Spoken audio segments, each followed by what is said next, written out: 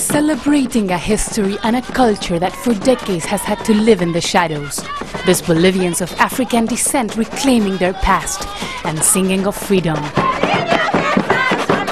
It is the first time in almost 100 years that a direct descent of African slaves has been recognized as a leader and as king of his community. Julio Pinedo is the bearer of the title. He's also known as King Bonifacio, and he was recently crowned in a ceremony in the capital, La Paz. This is one of my ancestors. They were brought from Congo to work in the mines of Potosí. My great-grandfather was a king, so I inherited the title. The slaves couldn't survive the weather and the high altitude, so they were brought here, to the Yungas. And here in the Yungas, around 4 hours from the capital, they made a living, working in the fields where the coca leaf grows, but still with no land and no opportunities. Thanks to Evo Morales' reforms, our rights have been legally recognized in the Constitution. Before, we were not even considered as Bolivians.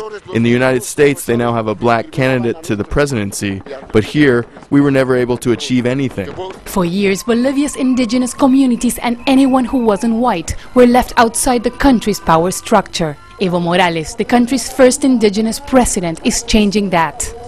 The Afro-Bolivian community has been ignored for centuries, but now for the first time in many years, the state has looked their way. For this community, having a king is having an authority that will help them defend their rights.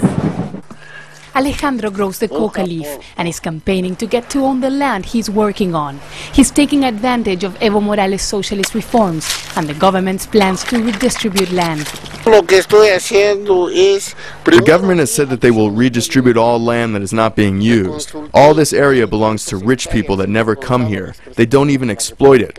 We have already put in a bid and we are waiting. And waiting is something that men like Pedro Rey have gotten used to. He's 91 years old, and although slavery was officially banned in the 19th century, it continued for many years after. Pedro was a victim. I used to be whipped and forced to work. Now things have changed, but our community continues to be forgotten. Our children have no access to education, no health care. I hope that being part of the Constitution will change all that. Being black in Bolivia continues to be a challenge, but these people hope things will change soon. They're seeing a chance for equality and say they're ready to seize it. Teresa Bo, Al Jazeera, Murarata, Bolivia.